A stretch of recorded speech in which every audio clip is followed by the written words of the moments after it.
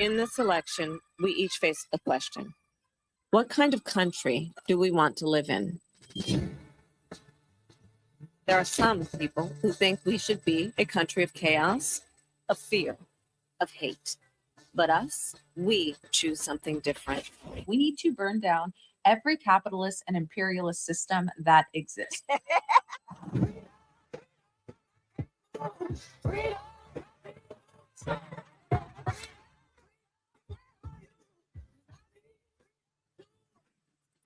The freedom not just to get by, but get ahead. The freedom to be safe from gun violence. The freedom to make decisions about your own body. We choose a future where no child lives in poverty, where we can all afford health care, where no one is above the law. We believe in the promise of America, and we're ready to fight for it. Because when we fight, we win. So join us. Go to KamalaHarris.com and let's get to work.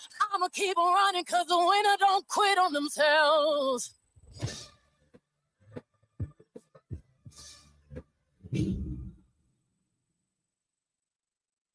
Man, Jarrett, that's disgusting. You sent over that video's opening video, and I'm just mortified to think that could potentially be our next president. That was shocking. Yeah, so she's our current border czar. So how's that working out? It's awful. The border is overran. I don't know if anyone knows this, but I grew up in El Paso when my dad was stationed there. There was a border issue, but never as bad as we see it today. She has done absolutely nothing for the border, Mike, but she's saying she's going to fix everything once she's getting in office. My question to you, and the question to everyone else watching, is how come she hasn't done anything yet? You have the power now. You have everything you need. Why wait until you get in, quote unquote, the presidency for you to make a difference? Well, I'm just a little bit disappointed, disheartened, saddened, confused, all of the above, to think, people are like, well, she's not in charge yet. Well, she's been the deciding vote on a lot of these issues, and Sure. saying, now she's flip-flopping on everything she's had to say. She's talking about, we're going to fix the border. Look, they don't want to fix the border. They're importing their voters from south of the border because everybody else is waking up. Nobody wants to vote for this mess. Jarrett, I believe this is crazy, but we always look at what's trending topics on when we're doing these shows and stuff. What's trending today? And this might be pretty far-fetched, but it's interesting that it's even a topic of discussion. There's conversation, at least, about California going red. I don't know. Wow. I don't know. I'll believe that when I see it. But what I will say is the fact that it's even a topic of discussion is interesting. Yeah, it's a testament to how horrible of a leader Kamala Harris is. The fact that people in California have left in droves because of some of the policies and some of the laws that she helped get put into place. And the fact that people want to go red in California, one of the most liberal, probably the most liberal state in all of America, that shows how awful she is and how dangerous she is to this country. I just get nervous when I see all those things because she doesn't get taken seriously. All she does is cackle and laugh and expect the work to get done for her. She doesn't even put in the own research and do any of her own work. So we can't have a president that doesn't even come to the table prepared, because these other world leaders are going to stop her and in retrospect, stop our country if we don't have someone strong leading us through all these crazy issues that, frankly, she started. And it's funny, like she started the fire and now she's saying she's going to put out the fire while holding on to a can of gas and still lighting the fire. It's ridiculous. Yeah, well, and the big other trending topic around Kamala now has been her potentially alleged substance abuse with alcohol and other things, and it's been alleged, and we gotta underline that because how many times we've already been taken off the internet for some of our content, but you guys can parse words, you can read between the lines, that she goes to a lot of these press conferences and she's intoxicated or who knows what, and can't figure out where to put her hands, and been a mess. But you know, when it comes to the border, that for all the people, all of you guys watching whose friends are the single issue voters, that should be one of the biggest ones. We're getting overrun as a country, and in any other country, we would call this an invasion. But here in America, we're like, oh no, just come in, because if you stop them, it's racist.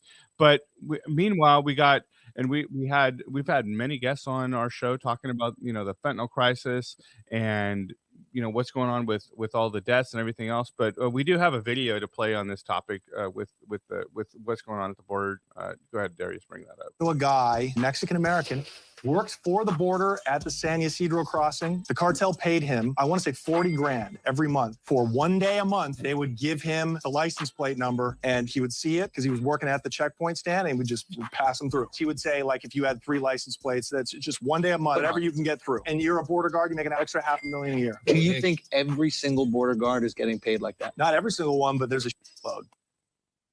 So that is just an example of what. So you say, well, how old is that video or whatever? Does it matter?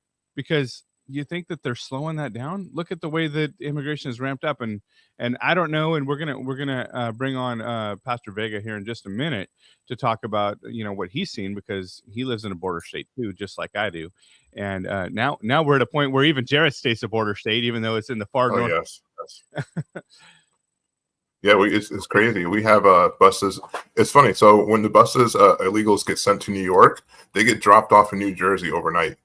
We had like 40,000 come to Atlantic City. A couple of cities, though, in New Jersey stood tall and told them, the buses, to turn back around and come back where you came from, because you're not going to make your problem our problem. You know, not because of our governor. It was because we had conservative mayors who stood their ground and said, this is not happening in my town. But right now, we have too many weak politicians who are playing the catchphrase game or playing the word game, and they don't really care about anything that's going on. The border being open helps them. Let's be real. We have a few conservatives who care about this and want the border shut down, but we have some conservatives and pretty much all the liberals who want this open because they're making money. You know, the same thing happened with the Chinese when they first came with her during the railroads. You know, the Chinese came over and took all the jobs, and the Irish people were promised these jobs, but they lost these jobs, and it started a whole war between the Irish and the Chinese for no reason, because these businesses and these liberals are doing the same thing they did back then, take advantage of people who are trying to make their ends meet. You know, it's funny. I have, before I moved, my neighbor was an illegal immigrant, and he was telling me the landlord charged him separately for water, charged him separately for rent. If he saw an extra person come over, he would raise his rent because he said a person was living here. So it was just him and his wife and his son. So they ended up paying triple the amount in utilities because they couldn't get the stuff on their own. So they're getting scammed while they're coming here taking jobs because he was a mechanic. So he had a thriving mechanic shop out of his house. So there's no taxes being paid on that. So we're getting screwed off of all this. But at the end game, the rich are who are winning all this. Yeah, that's right, guys. So if you guys do us a favor, help us get our message out.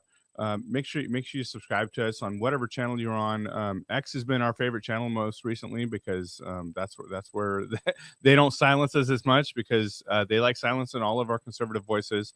You can go follow me on X at Real Mike Harvey. But guys, make sure you share our content with somebody that you think might need to hear what we're having to say. Also, wanted to make a point to let you guys know we got our merch. We got shirts. We got hoodies. We got coffee or mugs. Go check it out at 511media.co/shop. And you guys go check out what we got going on over there. And also want to give a shout out to our coffee sponsor, Covenant Coffee. Thank you, Covenant Coffee, for supporting 511 Media Group. Covenant Coffee in Bakersfield is the hands of Jesus. They're doing the good work. They are helping the emancipated foster youth to retain jobs, to get life skills, to not become another statistic, as we know so many of them sadly end up becoming in their time. And couple more announcements we want to make for you guys. Number one, both of these got 2 events coming up. Both of them I'll be at. Jarrett will be at.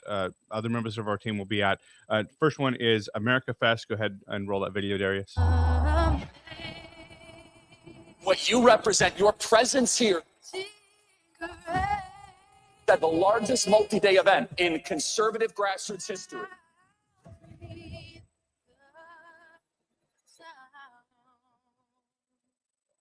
is a message that will be heard by these people.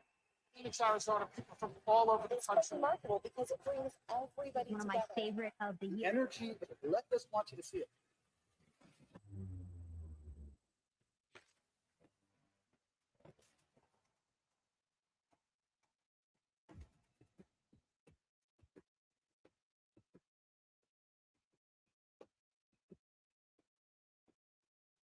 Stakes are high. We have only begun to fight.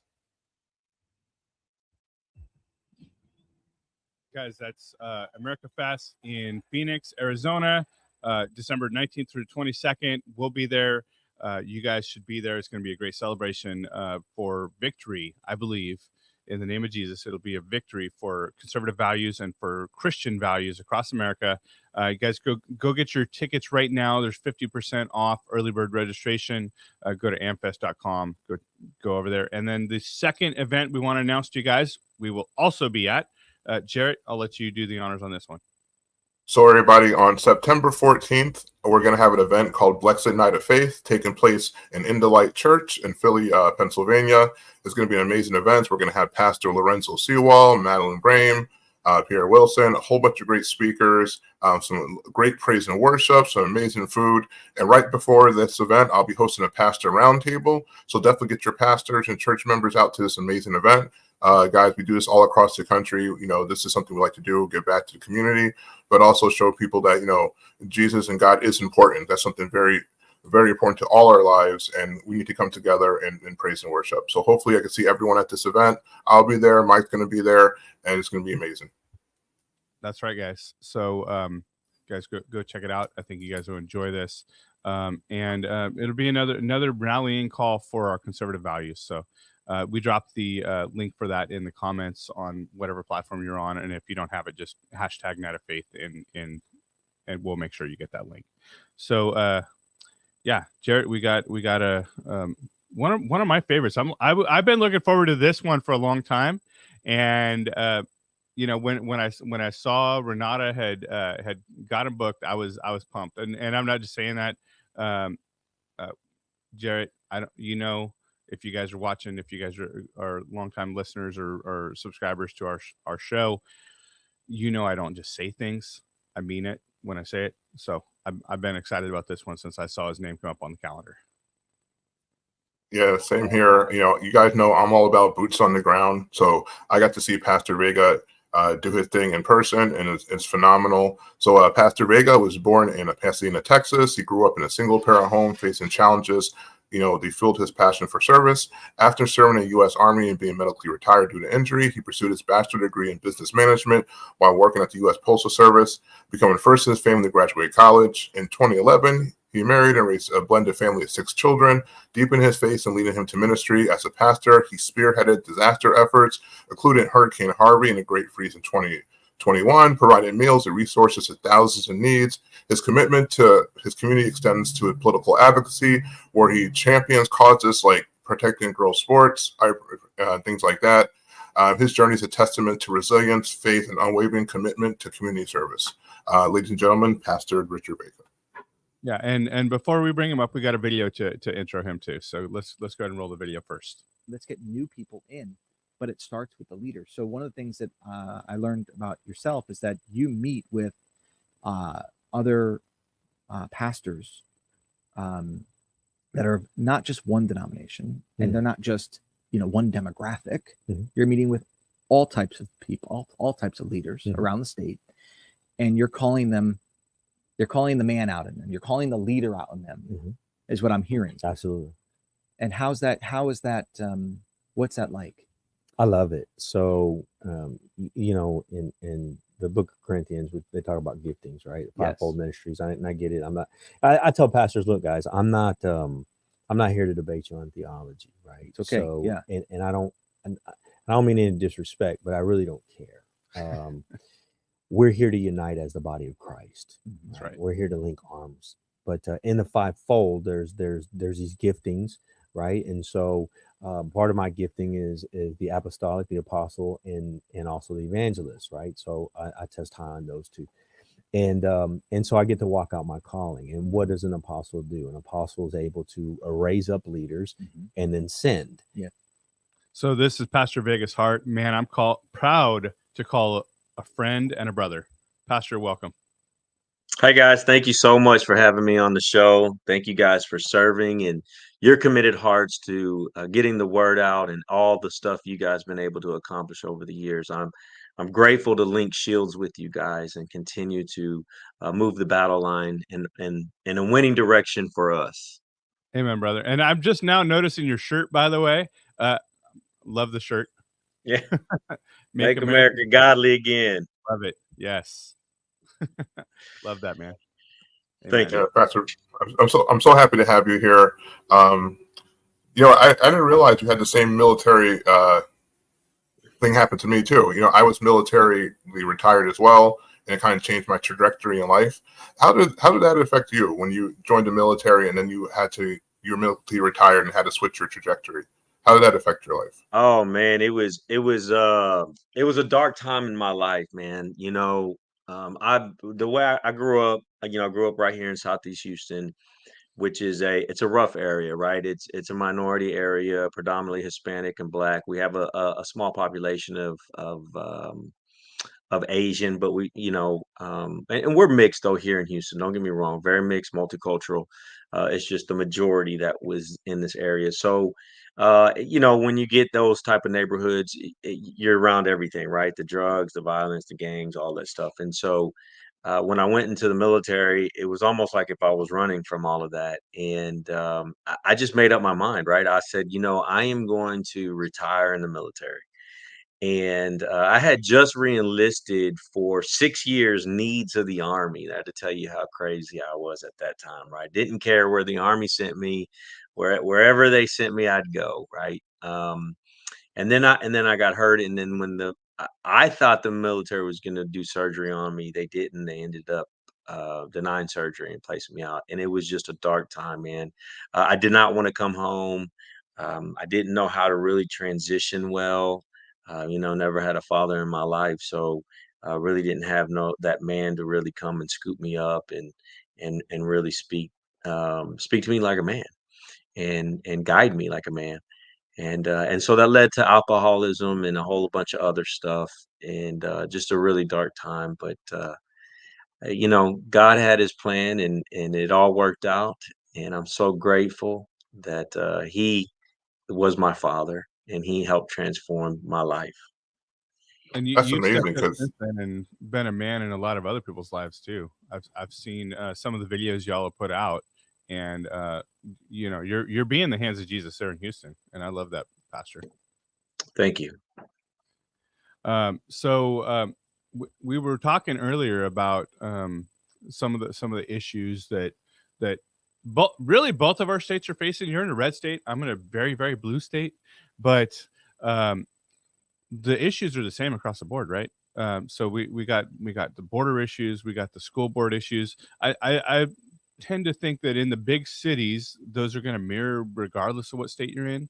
But overall, as a state as a whole, you got a little bit more favor there in some of these issues. But what issue you want to talk about first? You want to talk about borders? You want to talk about schools? Either one, and you're absolutely right. It doesn't matter where you live, right? I can sit here and talk. We could talk about crime, right? Yep. I live in the city of Houston, where the Democrats run our county commissioners and runs all our judges. And I mean, the crime is just crazy here, right? But whatever topic you guys want to run with, I'm okay with. I think that we all have great information to share and to be able to really help educate the people. Yeah. What?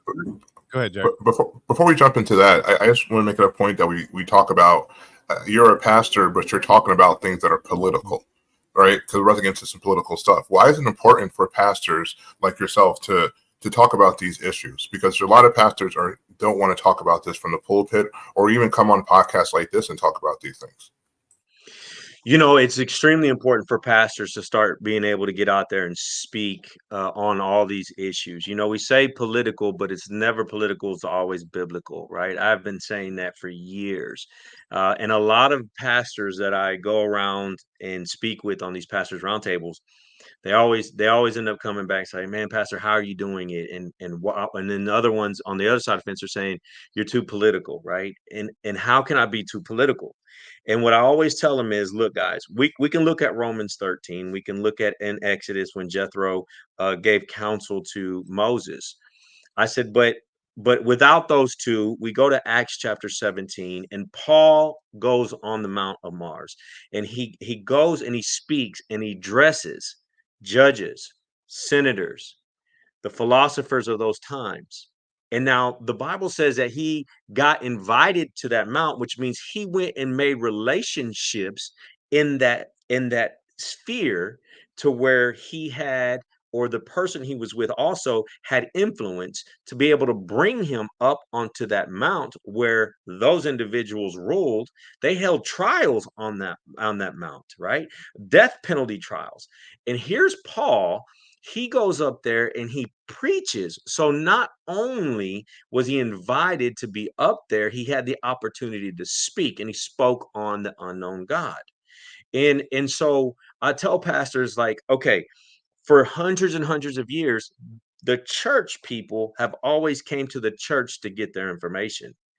And if we truly understand what is going on in society, we understand it's the pulpit's fault because we're not addressing Save the Girl Sports, why a transgender is able to compete with a female, right? Here in Texas, a transgender high school boy, wrestled a young girl and crushed her skull. I'm sorry. I'm not okay with that. The child mutilation bill, being able to chop off kids' genitals, giving them puberty blockers. If you're remaining silent as a pastor on these, then what are you even preaching? What are you preaching? It clearly goes against our biblical beliefs and our foundation. God is the designer of marriage. He is the designer of a household between man and woman, and gave us instructions on what to do. So and they all say, well, you don't do it in love. Look, guys, we can always disagree on how the approach is, and then I agree that sometimes my approach isn't the best and I'm not perfect, but what I'm going to tell you is I'm a defender of the faith, and I am a defender of the scriptures, and we need more men and women of God, especially those that hold the positions of pastors, to rise up, speak truth, and quit cowering down. It's just this, to be honest, a lot of pastors have cowered down. And I always say, look, guys, in Revelation 21, verse 8, that list of those that will burn in the lake of fire, the cowards lead that pack. Those cowards are believers. Those cowards are the ones that have known the word of God, but didn't rise up when evil presents itself. We're instructed to carry the faith of righteousness, right? With the shield of righteousness in Ephesians 6. And that shield of faith, that righteousness that we carry, we have to be able, when evil presents itself, we have to be able to present righteousness when evil presents itself. You have to be able to say, no. This is wrong. This is wrong. We have to protect the children. Right? Amen. We have to protect the women. I'm so glad that you mentioned that, protecting the children, because I've seen you do that firsthand. This is something that's near and dear to me and Mike's heart. As parents, we go to school board events and things like that. But how are you putting faith into action when you attend these school board meetings? Because I know you're probably saying the same things you're saying now to us during this interview and these meetings. How are the school boards recepting this? How are the parents being receptive of this? And if you're a parent who wants to do what you're doing but is scared, what is a first step to get into all this? Yeah, so there's a lot of great groups out there, right? Moms for America, Moms for Liberty. ours at His Feet Ministries, that is going out into these school boards. What we've been doing is I don't just go in there and complain about books, right? I'm trying to bring in solution based, and I've had superintendents and president of the boards reach out to me and schedule meetings all across the state of Texas, and we've been productive. And I tell them just like this: I'm not here just to come in and say, okay, we found 400 books, 1,000 books in your schools that is pervasively vulgar, sexually explicit, right, or even goes against your policies. Because I break it down, right, and so there was a United States Supreme Court ruling in 1982 about the school board, and they put those words in there, and so school boards across the country have adopted that language into their policies. And all the school boards want us to do is do a reconsideration process, which means I take this book that I disagree with, I fill out this form, I turn it in, and then the school board takes 30 days, 2 months to be able to review that book and do away with it, whether they're going to leave it on shelves or remove it because it doesn't fit what they want it to fit. Now, that seems great. However, what I just said was if we find 400 books, 1,000 books, now you're talking about it'll take 60, 80 years if we go through the reconsideration process. But in Texas, we have a thing called TSLAC. We have the board policy. We have the school board. The school board policy, and then you have the school district policy, right? Then you have the Supreme Court ruling that I just told you about. And then we have the HB 900 here in the state of Texas. So there's 5 things that all have adopted this type of language, and gives the power to the school boards to remove books if it doesn't fit these criterias. And so a lot of school boards, number one, conservative school boards don't believe that these books are in their libraries. And then when we expose it to them, then they take action, which is good. On the other hand, you have the other side who says that, lately I've been labeled as the book burning pastor. No, I'm not the book burning pastor. Do I want it? They say, well, you want to ban books? Absolutely. I want to ban those books. Absolutely. They don't belong in the hands of children. They don't belong. I mean, and people got to understand. I apologize to Moms for Liberty, a group of mothers here, and they had a big meeting, and because I've known about this fight for years. And they've done great work, these organizations, but I didn't look at what was in the schools, and I didn't really engage. And when I did, it was just it was mind blowing to see what they have. And so if they want to be able to get engaged and to see what they can do, I would highly encourage getting the list of books that I have or some of these other organizations have, and then go onto your child's catalog and start looking in the school's catalog if they have these books, and then start and then request a meeting with your superintendent, not the principals, superintendent, and the president of the board, and start trying to move in the right direction and see if you can get some of these books removed. I love, Pastor, that you're not just coming to complain about stuff. You're bringing actual solutions. And the reality is this is happening all across. It doesn't matter what state you're in red state, blue state, green state, purple state, whatever. Obviously there's no green state. I was being sarcastic a little bit, but guys, every state's going to be a little bit different, right? And even in California, one of the bluest of blue states there is, there's still people that believe the way we do. We just got to get the information out. And that's been part of the challenge, is people are unaware of what's actually going on. And, I also appreciate, Pastor, that you've given already some ideas about how people can get involved and what they can do, because we just got to start paying attention. And we have parents, we all care about our kids. We all care about the future of America. And I keep it's going over and over in my head, your shirt, Make America Godly Again. And there was a conversation that I listened to the other day, and I shared it with a couple of my friends, that it was an interview Charlie did with somebody, and that he was talking about, America. They were saying, because there's this big dispute, and it, Pastor, as well as I do.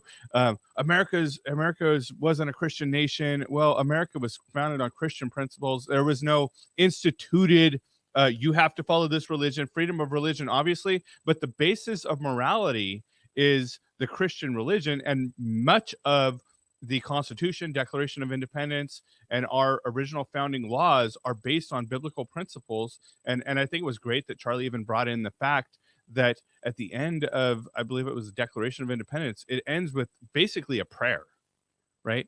And that's the thing that I see you doing, Pastor, is you're bringing morality back and bringing in these pastors. And I think a lot of them are well-meaning. I think some of them are, afraid of losing their congregation, which, we can appreciate, but also not. Like, I'm sorry, I'm gonna be a little tough here. I have a lack of respect for that at the same time, because I'm someone, I speak my mind. I don't care. People are going to stop following me because I speak my mind. People are going to hate me because I speak my mind. But at the end of the day, I'm only playing for an audience of one, and that's Jesus Christ, and that's our Lord, God, and Savior in heaven, right?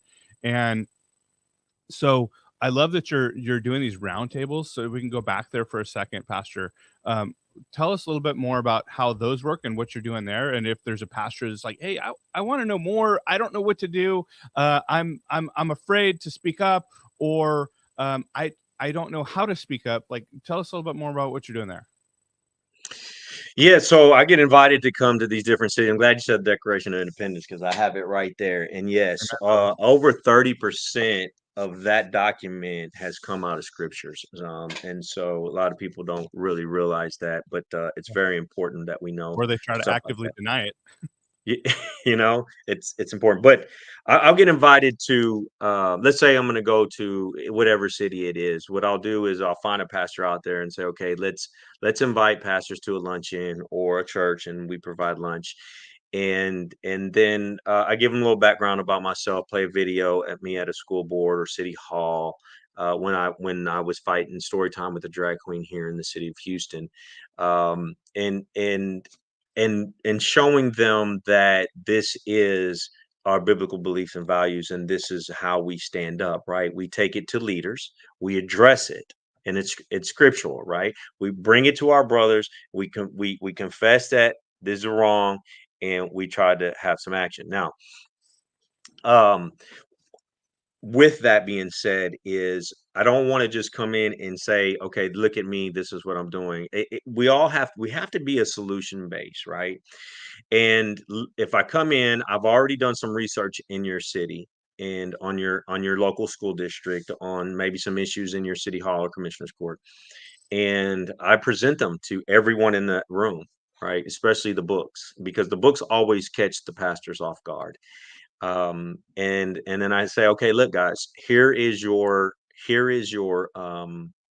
next school board meeting, and I'm going to come back, and I'm bringing some of my brothers with me, and we're going to go and lock shields with you, and we're going to go into battle with you. We're going to walk this thing out with you. We're not here to leave you alone, right? We want you to be involved, and we need the community leaders to know that you are involved.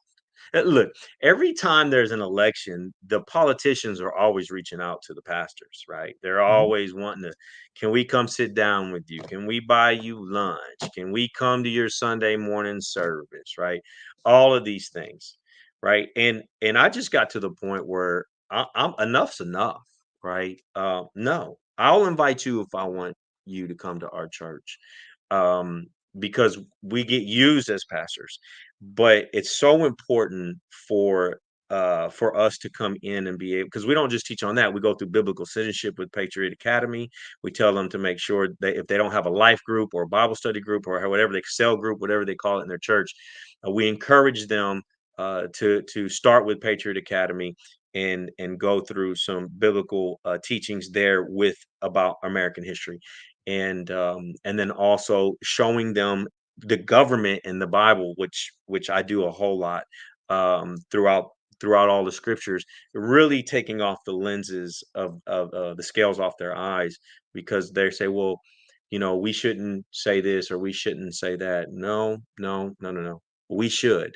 In the book of Revelations talks about a council of the elders that they will be judging. I mean, these are judges. Don't you want righteous men women judges. I mean, don't you want that now, today? I mean, they're the ones that have government over us, or governments over us. So it's important for us to be involved and to make sure we elect individuals that believe our biblical principles and values, and to get behind those individuals so they can be in a seat and we can hold them accountable according to how they vote. That's awesome. That's awesome. That, you know, I think people really need to get back to their biblical worldview. Too many people leave it on Sunday afternoons when they leave service. They don't take it with them. They don't take it with them to the job. They don't take it with them to the school district. They don't take it with them to the voting booth. And you know, that's something I noticed that you do. You have a strong biblical worldview, and I love that you mentioned Patriot Academy. You know, I love some of their courses, especially their biblical citizenship class. But can you talk a little bit more about your partnership with Patriot Academy? Yeah, so me and Rick, I don't even know when we met a while back, but you know, Rick's a great guy. He's the founder of Patriot Academy. He's an attorney. He has the same heartbeat as us, but God's really anointed him to be able to put these courses, biblical citizenship, which is a phenomenal course, and I highly encourage. You don't even have to be a church. If you just have a group at your home or whatever it is, do it. It's awesome. But just relationship wise is, you know, trying to help with Patriot Academy get that information out to churches is kind of what I help do. And just kind of also introduce people to Rick and to his organization, because I believe in his organization. I believe in the work that he does. I believe in his vision, and I love the things that he does for us churches, right? And putting things together and really showing the breakdown of the history of America in church, or the Word of God. And that's about it. Yeah, they're a great organization, guys. So if you're interested in doing like a biblical citizenship course, you drop your information in our chat. You can reach out to me directly. I'll drop out my information in the chat. With TPUSA Faith, we'll host it for you. We'll get some pizza. We'll fly out there, make sure you have everything you need. And I've taken the course a couple of times, and I got to say, it's some great information. There's even like a shorter version now too. They get the lunchtime one, so you can do it in like 45 minutes, like once a day. It's pretty cool. So I did want to ask you something too about what you're doing. You seem to be so community based and actually in the community, you know, and you mentioned how politicians only come around sometime when it's time to vote. I've seen that firsthand from being an activist, and I've seen it firsthand from working on campaigns. You know, why is it so important to be in the community constantly if you're actually trying to help the community? That's a great question. So what we believe here at our church is it doesn't matter what we say who we are inside the four walls. It matters what the community says we are, right? How many churches are sitting on a corner and no one knows in the community who they are? That's bad. I'm just going to tell you. We can drive in the city of Houston down a street and they could be 4-10 churches on one block, right? And the community has no idea who they are. It doesn't matter who you say who you are in your four walls. It matters who they say you are. It's important for the community to know who you are. And so, okay, I'll give you an example. Towards the end of last year, school year, I got a phone call from a principal, and there was a family that the baby ended up getting a tumor, brain cancer, and they just didn't know what to do. So they called me, and our church got activated into that, and was just part of the whole process. Okay, now that's one instance. Now listen to what I said. A principal called me. So we're coming up into midway summer.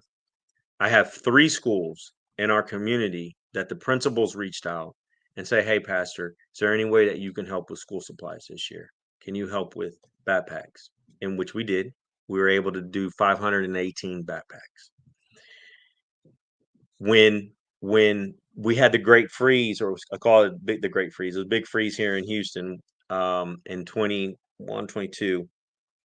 It was 21. City council member. My family was called- stuck in that. You were here? Yeah.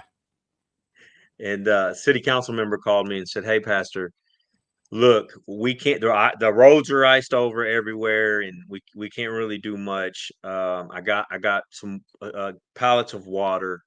You know, they're going to be opening up some stores, grocery stores, for people to come and get water in line and stuff like that." He says, "I know you have a plan. If I give you these waters, is there any way I can get you 4 pallets of water, and what would you do?"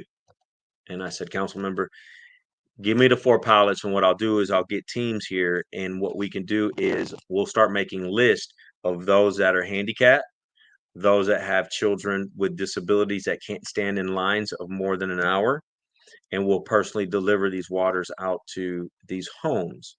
And we'll start making a criteria list, just kind of like what we do with the backpacks in the schools." Oh, I forgot to mention that. So for us to hand out those backpacks, they have to be homeless or severe economically distressed. They have to fit those criteria. And we just have to do better with our resources, right? Again, solution based, and so it's important for the church to be the answer to a city crisis and to a public school community crisis. And then what I told the church this last week, I think, was it feels so good to know that these leaders in the community call us and say, "What can you do?" During Harvey, they're in the greatest storm in Texas and the Gulf Coast region. Our church alone was able to gut over 400 and something homes. We fed over 130,000-40,000 people in the first 11 days. We did. I mean, we just dispatched and got into the community, started training people how to use chainsaws, and just really being activated as the church and getting out there and doing what we're supposed to do as community leaders in the church. So I love it. understand you got like 10 semi trucks, Pastor. You donated. What's the story behind that? So which time? So in Harvey and COVID, well, there's different ones. So in Harvey, I don't even know how many semis. We probably went through 100 plus. And I mean, I put it this way: when it kind of slowed down, in one of our warehouses, we had over 800 mattresses still in our warehouse that we had to try to get rid of. Yeah, it was insane. And Harvey, I mean, during COVID, I'll give you an example. When COVID shut down the whole country, right?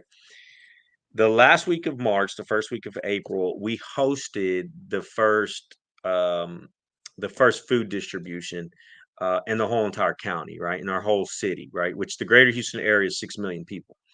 And so people thought we were crazy, right? The food banks didn't want to give us anything. The city council members were like, "Pastor, are you sure?" Like, look, guys, our schools are shut down and our grocery stores are shut down. And in my community, a lot of parents don't do the right thing. They don't stock up on their pantry. They sell their food stamps. And what I do know is that a lot of these kids get their only meals at school. And if I don't show up for my community, then I failed them. So, and when I had a meeting with the food banks and all of them, and I said, "I need 2 18-wheelers here at our church property." And it was a runaround and all that stuff. And we had to go over some bylaw things. I don't want to get too crazy on that, but I had to let them know what their bylaws say. And before you know it, I had 2 18-wheelers on my property the next morning. And we were able to start distributing meals starting in the end of March and April. And that ran for probably about 6 months. We did it 3 days a week.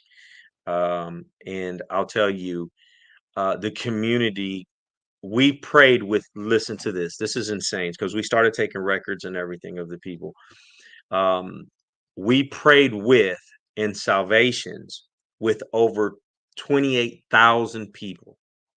People were crying in their cars, falling out of their cars, because you got to understand, during that time, their loved ones were taken to the hospital and they weren't able to go into the hospital. They weren't able to talk to their loved ones on the phone. They were dying, right? I can't tell you how many widows and widowers were coming through our line, just blank faces, didn't know what to do. People that didn't live in Houston, that they brought their loved ones here. And so during that time, back to the 18 wheelers, Frito-Lay was able to donate to us. We went through 30 18 wheelers just in Frito-Lay. That's awesome, man.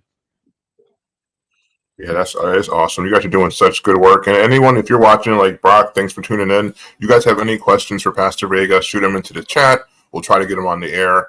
So, Pastor, while we have you, I just want to touch on this topic that's kind of one of the top topics in the nation right now, the border issue.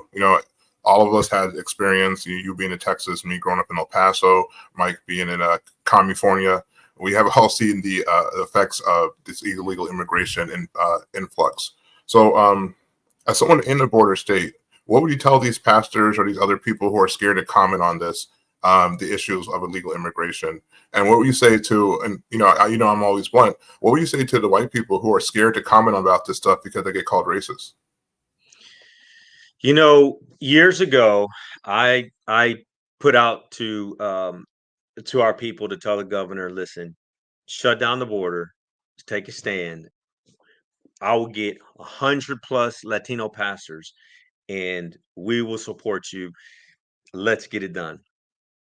In 2021, I took a trip down to the border, and I wanted to see it for myself. And I was blown away of the organizational skills of the cartel. A lot of people don't know, but they're coming through the water. They're not coming through the bridge, right?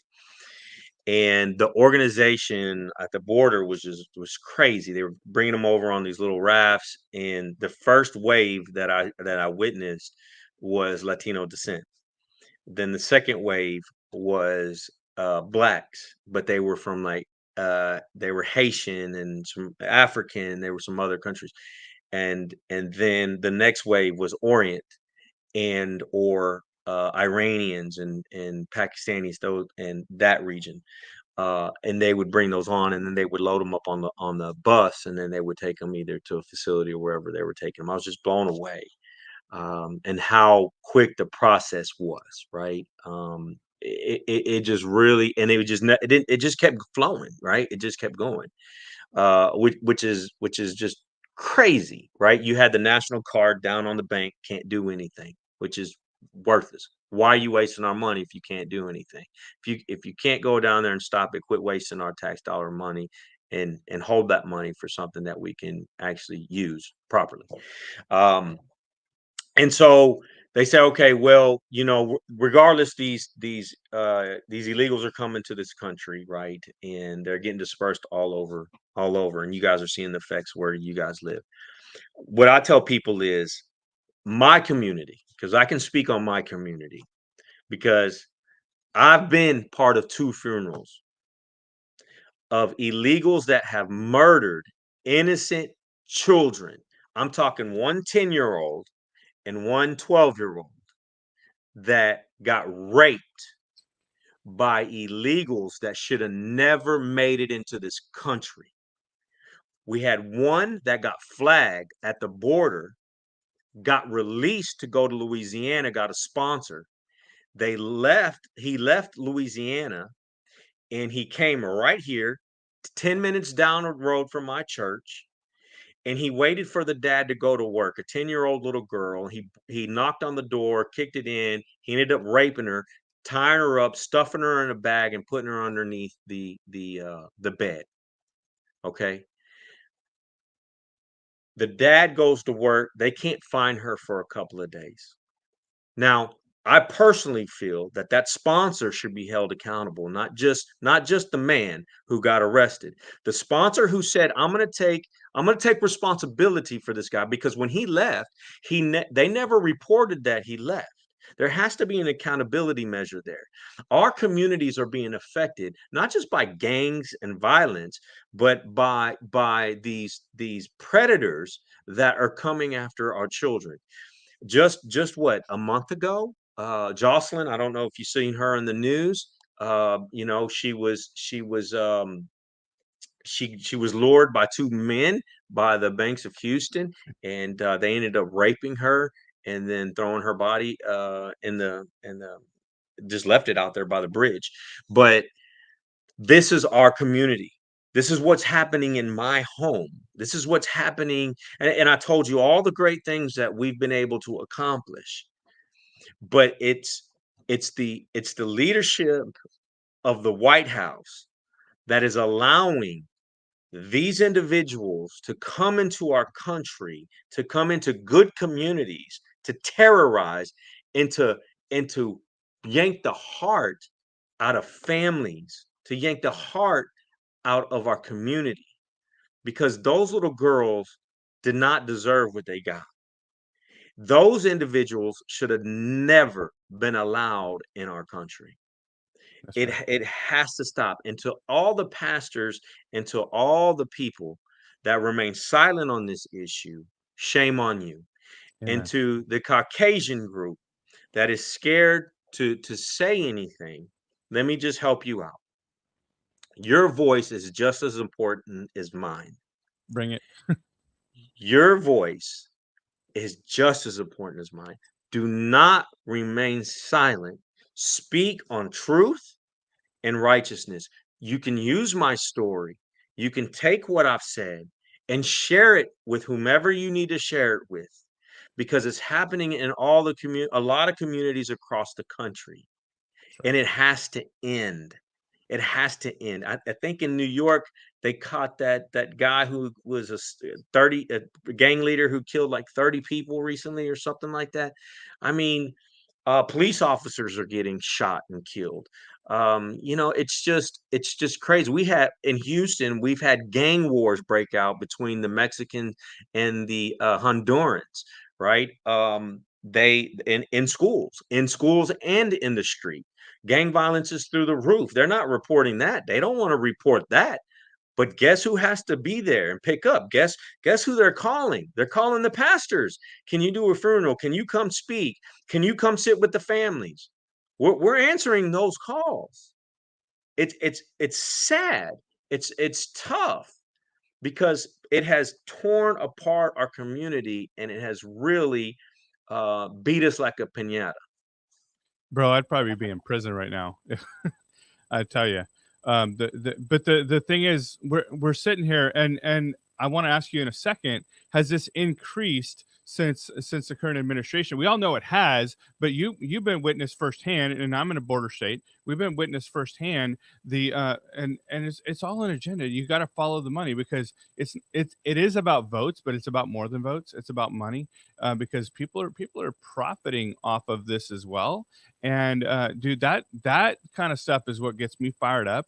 And I know, you know, it's easy for us to sit here and talk about this stuff on camera and video, live stream, all this stuff. But Pastor Vega, Jarrett, and I are also getting out in the communities and being active about this. But for anybody who's sitting there saying, well, that stuff's going on in other countries. Yes, of course it is. But our duty is not to protect the other countries. Yes, in Jesus' name, we want protection for them as well. However, our duty here in the States is to protect our own. And so we're not only neglecting, but shrugging off that duty and allowing this stuff to happen to our children, our citizens. And I have to say, no more. I can't stand here and watch this and know about this and see this with my own two eyes. And Pastor, you've experienced it. It's hit close to home, and not just stay silent. Guys, we're seeing too much. Enough is enough. Yeah. So, Pastor, have you seen this? What have you seen as far as the increases in your border state since the last 3-4 years? Oh yeah, it's definitely gone through the roof. You know, I'll tell you, we're so just so everyone knows, what would be called a sanctuary city, right? And through our region, and um, we've we've had previously, I would say, let's just look in the last decade. We haven't had a gang war or gang violence the way we have now, and I don't know. I mean, since this administration, definitely. Um, they've done very well. When I say they, the police departments in our community has done very well in really minimizing those type of things. But in the last, I would say, last 2 years, it has been crazy in our schools, school systems. In our, I mean, another headline news that you guys and your listeners would know is when that Honduran shot up that family, right? That was right here in Cleveland, Texas, which is about, I don't know, an hour from us. Ended up shooting up the families and stuff. Again, not the Haitian, the Hondurans and the Mexicans, they're clashing, right? And so they're coming into our cities, and then what do, right? Okay, well, they're of school age. Let's send them to school. Then they click up, and then they bringing their country issues, their gang country issues, and they're bringing them to us. They're bringing them to. Let me ask you a question. And we had this yesterday at lunch. We were talking about the border. How many people, when you ask them where are you from, how many of them that are coming across the border are from Cancun? I ain't met one. And when they say, hey, what part of Mexico you from? I haven't met any that said they're from Cancun or Mexico City, Monterrey. They're not coming from those cities. Oh, because those are thriving cities. Those are cities that are doing well. Why do they need to leave? Right? They're coming from these other cities where the cartels can get it rooted in and turn them into soldiers or doing XYZ. And now they're coming into our country. Now, not all people, I get it. And some left probably take this and run with it, right? But listen, let me be very clear. My in-laws are all immigrants, all of them, right? My mother-in-law, father-in-law, they're all the cousins, aunts, uncle, everybody is an immigrant. And they have done well. They have become citizens. They have become business owners. They have been productive in the community. Not all immigrants that come over here are criminals or rapists or any of those things, right? I would say there's a small percentage that is a part of that, but we have to stop that. There has to be something in place to be able to stop these criminals from coming across the border and coming in our communities. Police departments, wherever you're in California, you're in Jersey, right, Jared? It's difficult enough for, if they take my fingerprints here in Houston, to run a scan to see if it comes back with anything in California and anything in Jersey. So you think these other countries are going to be turning over fingerprints and all this other stuff on these people? No. But we're just letting them all come through. This is ridiculous, man. There has to be a stop. Pastor, I know you like to bring solutions. What for and I would like to hear actually your answer to this question on two fronts. So one, if somebody's out there, they're just watching, listening, we have a warm audience that likes to be involved and cares about these issues. What can they do? And then number two, as 511, what can we do? Yeah, so right now with the border crisis issue is, number one, we have to be the church, right? And I tell pastors this: I disagree with what's going on with the border. However, the Bible says to go to the nations. Right now, the church, we have the nations coming to us, so we still have to be the church, regardless of how we feel about the border issue. And go out there and be the church. Now, with the policy issues, is we have to be able to get in front of our county commissioners. We have to be able to get in front of our governors and lieutenant governors and bring awareness and what we want done in our local states. The states have the power, right? The federal government is limited. And this is some of the stuff you'll learn a lot more in the biblical citizenship through the Patriot Academy when you go take it. And it's important for us to be involved locally and be able to unite. Again, when we started today, I said I'm honored to lock shields with you guys. The more that we come together in unity, and I say, okay, I go to the governor, I say, listen, I have Blexit, I have TPUSA, I have 511, I have Patriot Academy, right? I have At His Feet Ministries and Community Transformation Church, and I have 500 other pastors that want this done. We need to make it an effective policy and go from there. Even for our attorney general, sitting down, and I live in Texas. My attorney general has been good at fighting a lot of battles. We've sued the federal government a lot on the border issue, but we need to stop the flow of people coming in and get a handle of the people that are here, right? Us citizens. There's all kind of documents from fingerprints. You have to look into the eye thingy, blood work. I mean, you're everywhere as a citizen of this country. These people that are coming across, we have nothing on them. We don't know if that's their real name. We don't know if they've done. We need to know who is coming into our communities. And so I personally believe that we need to shut down the borders and we need to get a hold of who is here and do some real research and make sure that they are here for the right reasons and start navigating through that and just stop letting people in. I mean, it's just, we can't.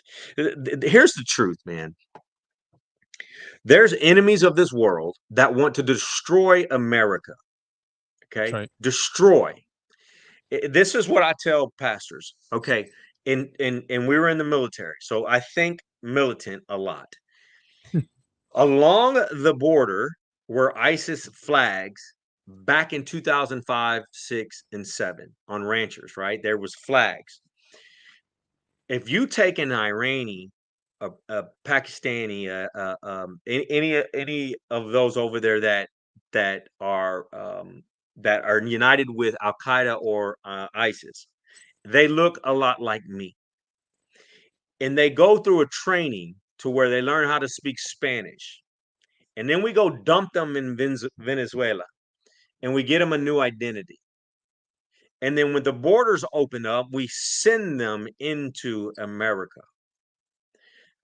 Listen, that's a dangerous place that we're playing.